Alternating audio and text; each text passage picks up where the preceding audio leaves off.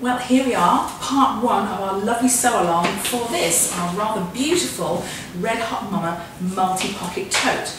If you saw our little YouTube intro, you would have seen this one. This is one of our prototypes.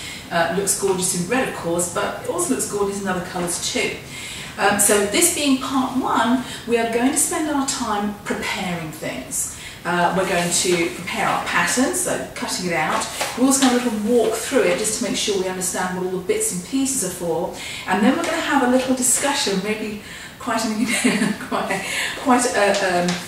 deep discussion on fabrics, interfacings, all that good stuff that you really need to kind of get right to get a really good result.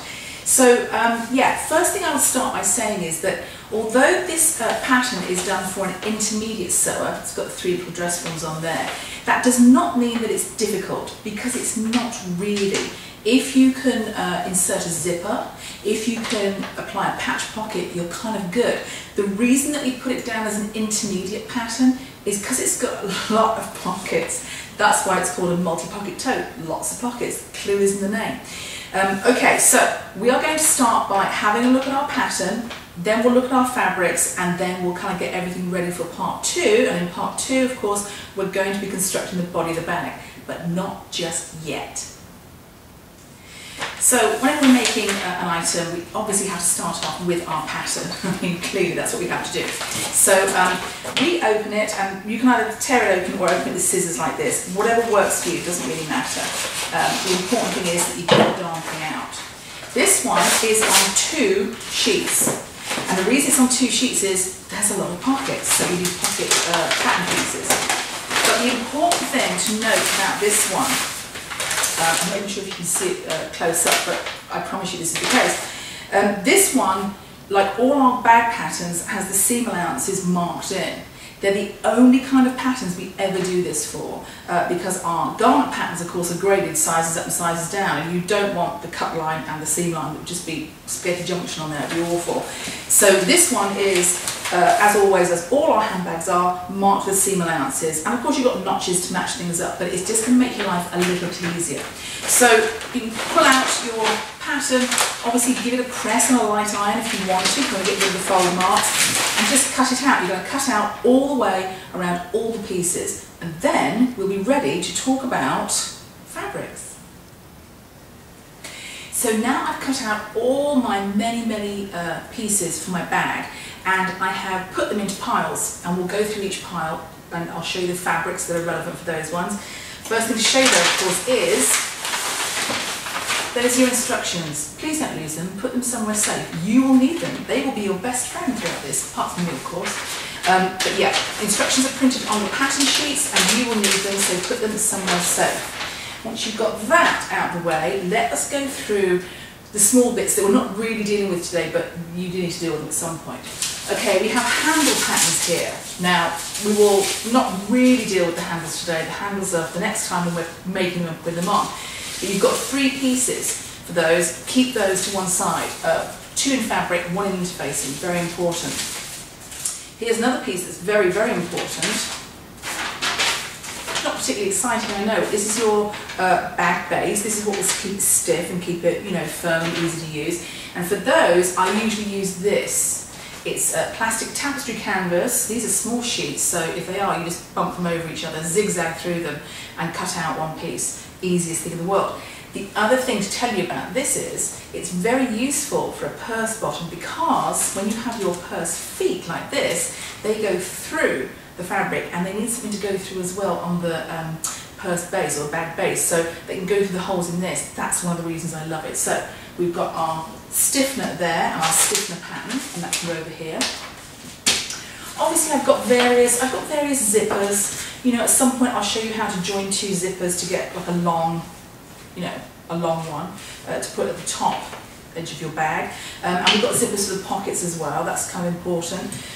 We've got some magnetic snaps. I'm not sure where they are, but you could also use sew-on snaps for the front and back sections, whatever you want to do. But we don't need those just yet, so I'm going to put those to one side in amongst the enormous pile of notions that I keep collecting, and talk properly about the fabrics that we're going to use for this lovely tote. Now, first thing to show you is the lining.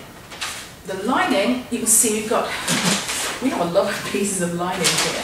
That's because you're going to have a lot of pockets. And if you saw our intro to this, you saw that I used this rather lovely, beautiful print, I mean lovely print, satin kind of charmeuse from a craft store, and it was hideous, it was awful. So we're not going to use anything even remotely like that. We're going to go for proper stuff because it makes a difference. You have a number of choices when it comes to a bag like this. I often use this, which you can see is beige, but what you can't actually see is that it's a soft and very lightweight faux suede. And if you look inside a lot of very high-end leather or suede bags, you will find that they're often lined in this, or either real or faux suede. A kind of a nudie colour, kind of beigey colour fabric with a nice handle to it, because it just looks nice, it just looks clean. So you might use that, we're not sure, but it would be lovely if we did. Or you could go for a lightweight cotton. This is quite kind of crispy, lightweight cotton. Obviously it's a leopard print, obviously, but you can use any of those. I mean, a lightweight quilting cotton will work really well. The key is that you need something that's not going to stretch, that isn't a stretchy one, and isn't going to flop, because it's the lining of a bag, it needs to do a job. The other thing that you could choose is a classic acetate satin. I say acetate because that's normally what the heavy linings are made out of. As long as it's a heavy, heavy satin lining, you're good. I'm not even sure if I'm going to use white on this, because much as it will look lovely, it'll get dirty very, very quickly. See, that will not really show the dirt, and this one will. The other thing you could use, of course, is ripstop nylon or cotton, which is a fabric that's woven in a way that has like a cross hatching through it that stops it kind of snagging and ripping if things get caught in it. So your choice, go and have a look, see what you want. But the key to remember about your lining is it needs to be lightish in weight. I mean, you don't want to be hefting around pounds worth of a tote bag. That would just be ridiculous. So, acetate satin, lightweight cotton, lightweight real or faux suede, ripstop, all of those things will be good for your lining. And now we come to our fabric choices and how we're going to prepare our fabric to make the tote. Now, if you look on the front of the pattern envelope, it will tell you want firm, kind of medium to heavyweight fabrics, which means really you don't want like a blouse weight or a dress weight. That's just not going to work. Lucky for us, of course, there's not that many pieces to cut out in it. There's the front and back, there's the bottom, there's the upper strap, which is a really key piece, and two facings. If you were going to make your handles in the same fabric, obviously the handles too, but that's pretty much it, you're good after that. So not a lot of pieces to cut, but they're it's really important that they're prepared properly. Let me give you an example. If you saw our intro to this, you will know that I had a bit of a dastardly time with the first load of interfacing I've tried, which was from a craft store. And it's not very nice. And it's not very nice because it does this. You know, when you press it on, it just comes off. Even though you follow the instructions and you do what you're supposed to do. And it's also like a brick. It's also really, it's not stiff, it's just rock hard and horrible. So look, it just comes off. Which is, you know, a bit of a pain, quite frankly. And if you're making this as a gift, you want it to be like perfect. And so we abandon the idea of craft store interfacing. I must tell you, if that's all you've got available to you, then you're going to have to make it work, but it's going to be tricky. In the absence of craft store interfacing, and they should be absent, I have defaulted to using interfacing from my favourite supplier, which is Fashion Sewing Supply. The interfacing I'm using on this one is the, what is it? Oh yes, Super Crisp. I used that on the red sample that I made, and it's beautiful. In fact, the red sample I've washed a couple of times already, and it's come out just perfect. It doesn't come away. You know, once you bind it on, it stays where it's put, and it's lovely. And I keep being asked in emails, is that your company, this Fashion Sewing Supply? Because you plug it all the time. I wish it was. It's not.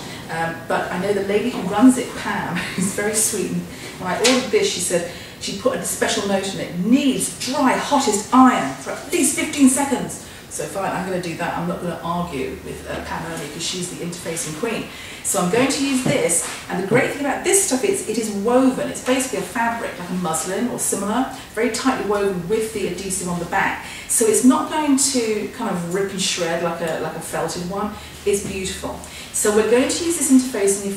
If you can, get hold of this. It's easy to get. I will put all the links and stuff wherever you need them, and you can find it very easily. But now I'm going to show you the fabrics, and the fabrics are going to be interfaced with this stuff. I'm going to do 2 bags. Yes, I am. because I like to live on the edge like that. I'm going to do one in this rather gorgeous rayon canvas iCat fabric. It's really lovely. You can see it's kind of got a one-way design, so in a moment I'm going to show you how you lay that out and kind of cut it. It's almost like cutting stripes, but not quite. And I'm also going to do a classic dark denim, just because I can, because I really fancy two bags instead of one. But I'm doing two because I want to show you in further sort of parts of this sew-along, I want to show you different methods of doing handles and different pocket configurations and stuff, and it's easier if I've got two different pieces to show with you. So, iCat canvas, lovely. This one's a little bit firmer, so that's all good. I'm still going to interface it. And what we're going to do with this, we're going to block fuse it. Let me show you what I mean. Block fusing is a way of fusing your yardage before you cut out. So here's what we're going to do. Don't know if you are aware of this terminology, but hey, we like to teach a little every time we do a sew-along. Okay, there are two directions to your, well, it's actually three directions to your fabric, but when it comes to being woven, you've got the warp, which goes up and down, and you've got the weft. And the way you remember it is that weft goes from left to right.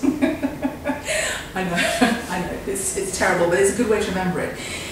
So you've got the warp and the weft, and so has your interfacing. Now, in order to keep this stable, I am going to not cut it in the same direction, which would be that way, with the weft to right going, selvage to selvage. I'm going to interface it the other way, across, I have this big beam white thing, across here. And that's because you've now got two areas of kind of give fighting against each other, so you kind of lock it together, they kind of hold it really, really stable. So I'm going to interface the entire piece of this fabric and the entire piece of the denim one, and then I will come back and I will show you how I'm going to cut the iCat to make it all kind of match up and look lovely. So the thing you need to take away from the fabric part is choose the right fabrics, something firm, something stable, choose the right interfacing. Once again, this is the, let me read it properly, yes, it's the Pro Woven Super Crisp Fusible. Incidentally, when I say I'm going to fuse something, I mean fusible interfacing. You fuse it on because it's adhesive. I am not sure how much I'd like to use a sewing one on this one. I don't think I would. I think fusible is the way to go. So I'm going to go and block fuse those, and I'll show you how it looks when it comes off the ironing board. Obviously following Pam's instructions. Very hot and very dry. And we'll see what happens there. So once we've laid it all out, we can cut it out and then be ready for part two. Okay, time to start chopping this one out. I have folded this one in half. I've got my motif kind of lined up through the centre here, which is always good.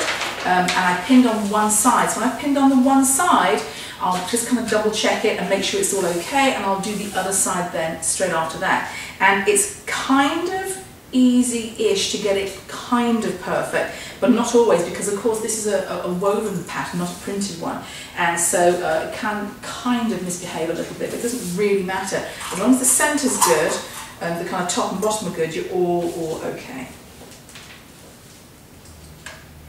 So here we are with all our pieces cut out. We've got interfacing on the back of all of them, and you can see that I have taken the liberty of overlocking the edges on all my fabric pieces, because I have realised while cutting out that I've chosen two fabrics that really fray a lot. So you don't have to do that, but it's something that may well help you. It's certainly going to save my sanity a little down the road, I feel.